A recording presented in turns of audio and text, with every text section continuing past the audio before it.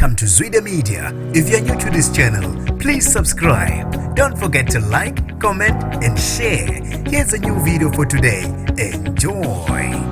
Uyabalisa umculi wamapiano phabikhupho odumo lengoma ethi isiphithiphithi obesematheni impela sonto yonke emva kokuputshuka kwevideo yocansi. Sanibonani nibingelele ngiphinde nginamukele kuphina kuphi lanibona khona le video. Mangoqala isijona lelikhasi wamuyilekile igama lami ngusibonga konke wakandwando Mothanda ungangibiza intatheli ka YouTube. Ubesematheni impela sonto yonke umculi wamapiano odumo lengoma ethi isiphithiphithi emva kwevideo yocansi sabalele enkuleni zokuxhumana emataniswa naye abantu abaningi bebesola ukuthi uyena njengoba bathi lo muntu ubukeka ncamashi efana naye kanti ke akakaze ayiphendule izinsolo lezi lapha enkundleni zokuxhumana zakhe. Abantu bebelokhu befake njalo ke imibuzo ukuthi ngampela ephabikhupha ngabe uwena lo.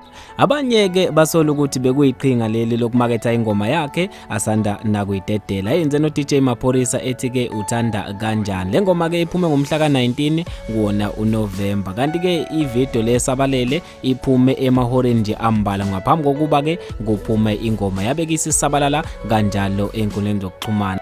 Ongumphathi kaphabikhupha uthe lezi nsolo azilona iqiniso futhi nje amanga lawa abantu abazama ukungcolisa igama lakhe. Uphabikhupha ke ubengeke esebenzise lesu elinjengalelo ukuphusha music wakhe njengoba ke unabalandeli abaningi futhi ke abalandeli bakhe bayazi ingoma ingakaphumi ngiyibona ke abebemcela ukuthi cela ingoma ayidedele njengoba bayithanda. Uthi asikho isidingo sokuthi bebengenza into efana naleyo ukuze bephusheke yona ingoma. Uthe lokhu ukufana kwabantu phabikhupha ke angeke enze izinto efana nalezo abese ichitha ke insolo zokuthi ke uyena uphabikhupha lo obonakala kuyivideo sisabalele enkundleni zokuxhumana yocansi. Kanti ke bafethu mina njengentatheli ka YouTube sengiyaphela khona la ngizothanda ukuzwa ukuphawula kwakho ngalolo daba. Ongibambeke evidweni elandelayo le ndaba azivele siyiqede khona lapha kwi comment section.